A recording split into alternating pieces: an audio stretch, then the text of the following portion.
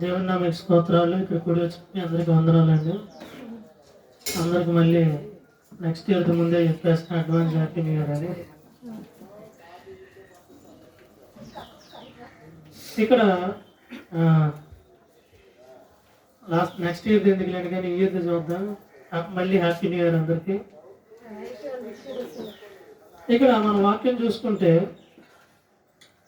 సామెతల గ్రంథము 16వ అధ్యాయం. సామెతల గ్రంథము 16వ అధ్యాయము 9వ వచనం. ఒకడు తాను చేయబోవునది హృదయములో యోచించుకొనును, యెహోవా వాని నడతను స్థిరపరచును. చాలా ప్రార్థన చేస్తాం. దేవా తండ్రి, మీకు వందనాలు ప్రభు, స్తోత్రాలు తండ్రి. ఇప్పుడు దాకా మేము పాటల ద్వారా స్థుతించడానికి ఇచ్చిన అవకాశానికి వందనాలు. ఈ వాక్యం ద్వారా కూడా తండ్రి మీరే మాతో మాట్లాడండి, మాకు కావాల్సిన ఆత్మీయ ఆహారం దయచేయండి. ఇక్కడ రావాల్సిన బిడ్డలు కూడా త్వరగా రావడానికి సాయించండి. ఆరాధన మొత్తాన్ని మీరే ముందు నడిపించి మన కొరకు క్రీస్తు యేసునామమున అడిగేడుచున్నాం తండ్రి.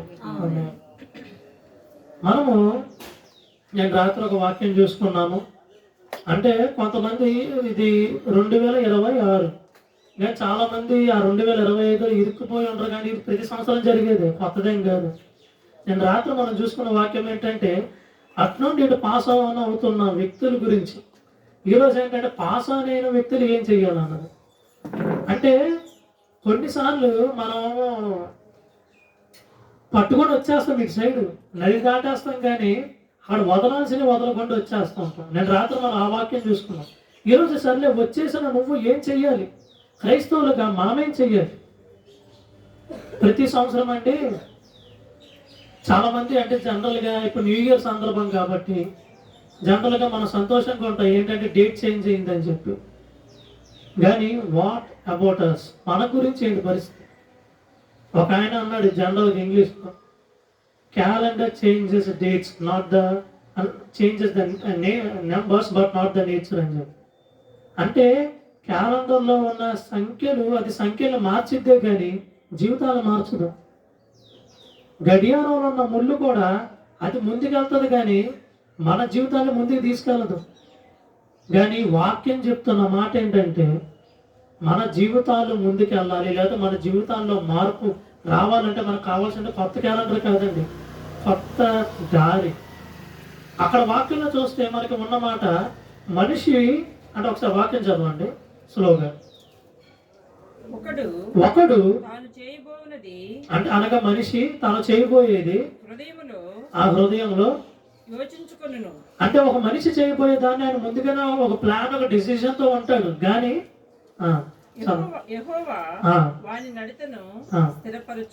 అంటే ఒక మనిషి జనరల్ గా మనం ఉన్న ఇక్కడ ప్రతి ఒక్కరం కూడా మనకంటూ మన ఓన్ ప్లాన్స్ ఉంటాయి. కానీ ప్రభువు ఎలా వెళ్ళాలన్నది డైరెక్షన్ ఆయన చూపిస్తాడు అంటున్నాడు అక్కడ వాక్యం మనకి. ఓకే, కాబట్టి మొదటి విషయం మనం మాట్లాడుకునేది ఏంటిదంటే స్టెప్ లేదా స్టెప్పింగ్, అనగా అడుగు ఎగిట. ఇప్పుడు మన మిర్యాలు కూడా సంఘస్థులు కూడా ఎగ్జామ్ ఉందని చెప్పి బయటికి వెళ్ళటం, అనగా ఎగ్జామ్కి టెట్ దానికి సంబంధించింది వెళ్ళటం, వెళ్ళిపోయారు కూడా, ఆల్రెడీ రీచ్ అయిపోయారు. ఇందాక ఫోన్ చేశారు ప్రేయర్ చేసుకోవడానికి మాస్టర్ దగ్గర. సరే, అది వేరే విషయం. కానీ అంటే నేను చెప్పేది ఏంటంటే అది ఎగ్జామ్ కావచ్చు, ఉద్యోగం కావచ్చు, లేదంటే మనం చేసే ఏ పని అన్నా కావచ్చు, లేదంటే అది మన జీవితంలో తీసుకునే ఏ నిర్ణయం అయినా కావచ్చు. ప్రతి దానికి కావాల్సింది ఏంటిది అనగా అడిగేయుట, ముందుకు అడిగేయుట. అది లేనిదే ఏది ప్రారంభం కూడా అవ్వదు మనకి. నీ నిర్ణయంలో కావచ్చు, నీ ఉద్యోగంలో కావచ్చు, దేంట్లో అయినా సరే we have to step forward, అడుగు ముందుకు వేయాలి.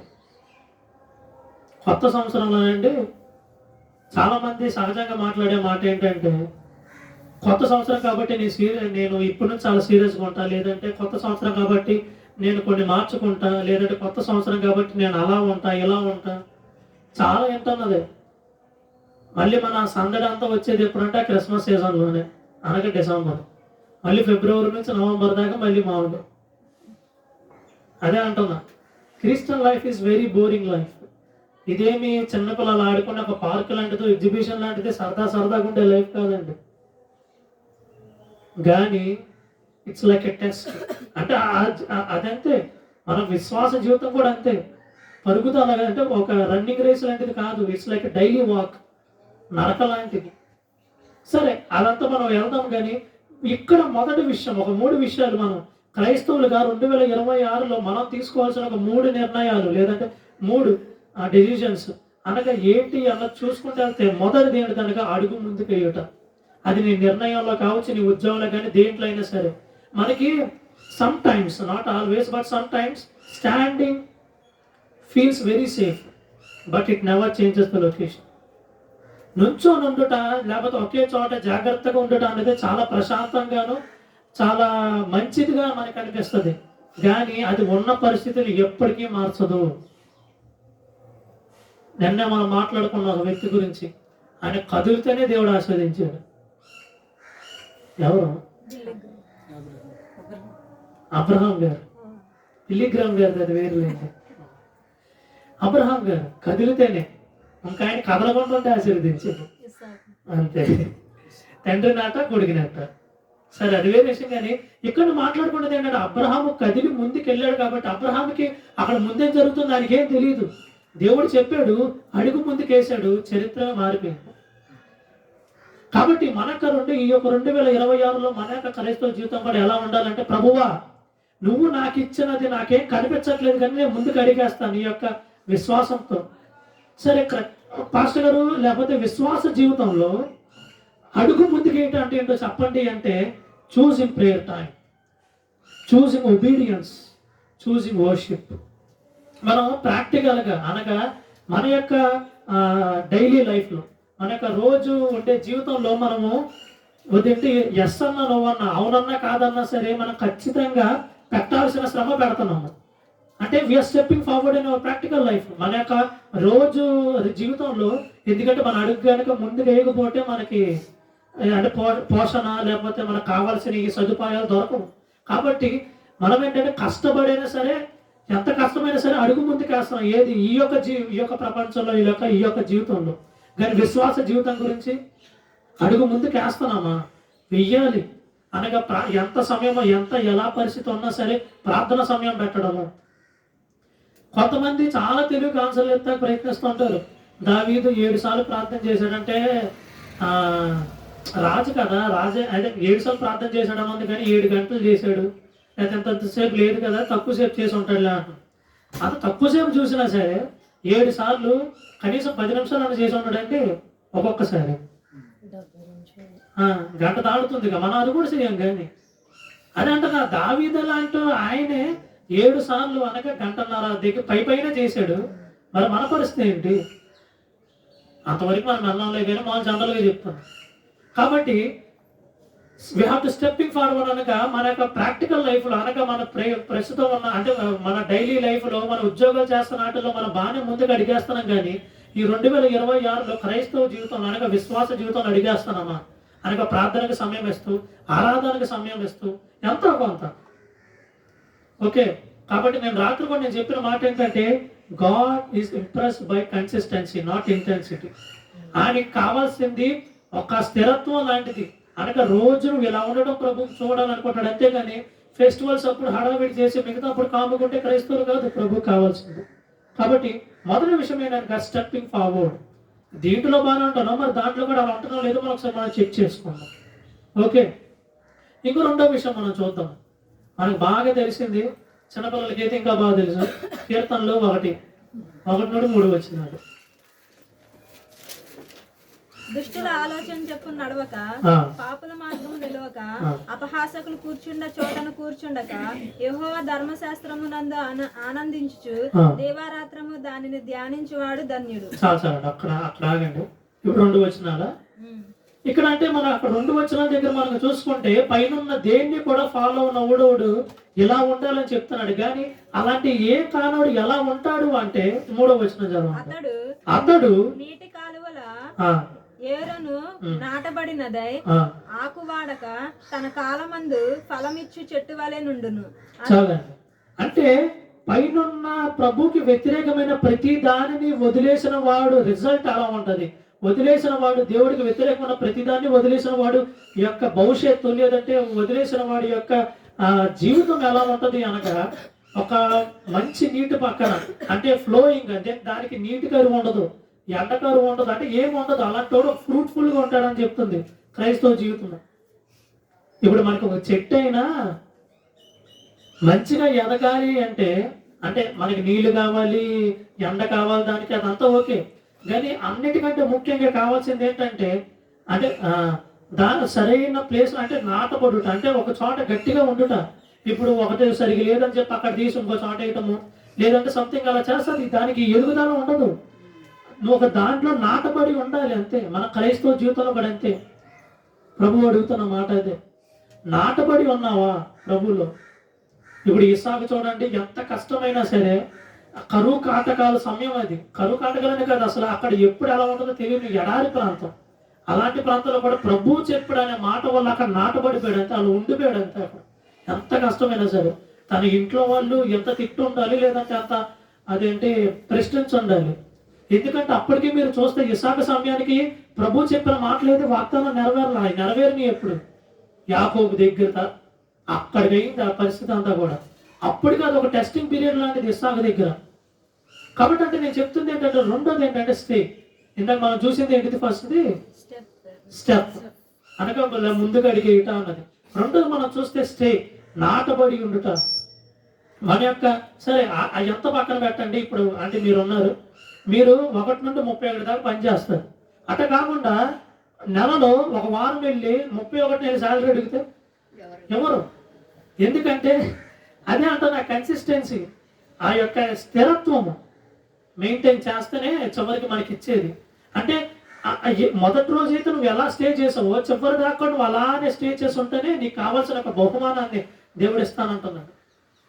మన జీవితంలో కూడా యొక్క సక్సెస్ అంటాం కదా, అనగా ఏదైనా సాధించాలి అంటే కూడా మనం ఆ స్థిరత్వాన్ని కలిగి ఉంటేనేనండి, అంటే దాంట్లో నాటబడి ఉంటేనే, ఆ యొక్క పనిలో నాటబడి ఉంటేనే చివరికి మనం ఆ యొక్క విజయాన్ని పొందుతాం. అంతేగాని పైన గనక అటు ఇటు గనక ఉన్నాం అనుకోండి, మొత్తం పోతుంది.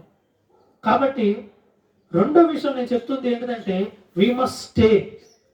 అనగా నీవు ఈ యొక్క జనవరి 1వ తారీఖున ఎంత హడావిడికి ఎంత హుషారుగా మొదలెట్టావో డిసెంబర్ 31 దాకా నువ్వు అట్టానే ఉండవు.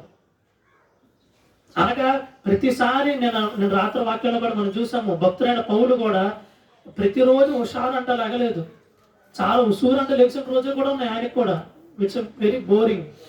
అయినా సరే నేను నమ్మిన విశ్వాసానికి, నేను నమ్మిన యొక్క పట్టు దానికి కట్టుబడి ఉండాలని చెప్పి అలానే స్థిరత్వంతో ఉండిపోయాడండి ఆయన.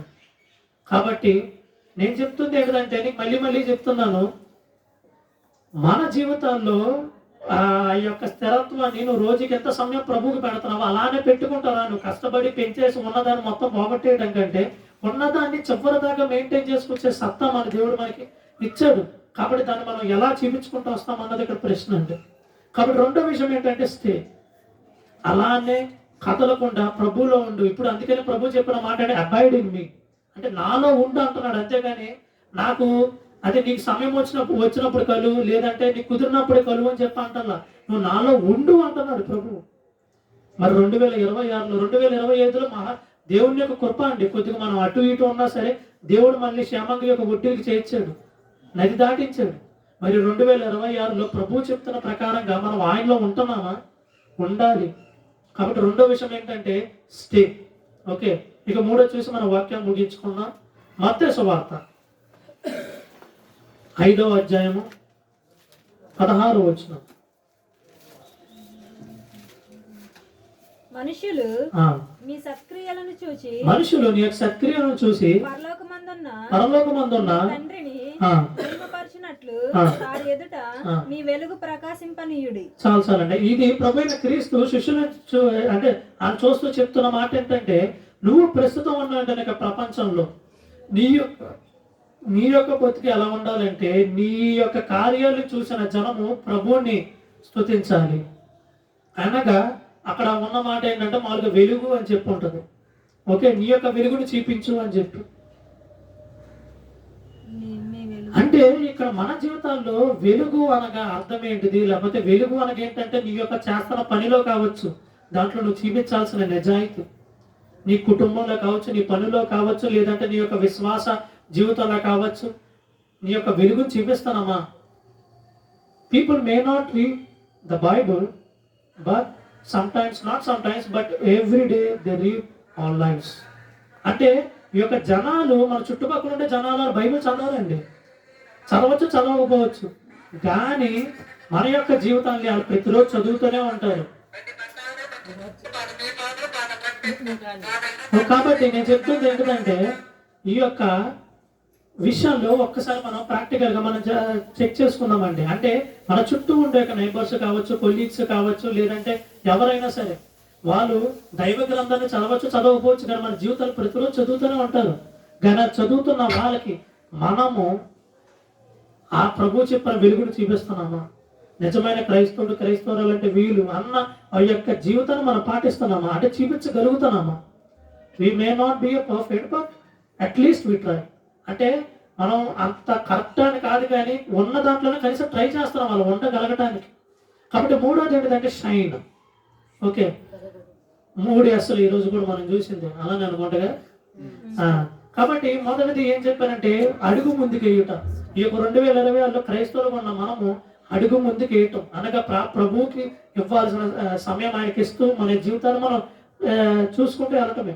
రెండోది ఏంటనక ఆ యొక్క విశ్వాస జీవితంలో అటు ఇటు ఉన్నా సరే స్థిరత్వంతో మనం మెయింటైన్ చేయటం.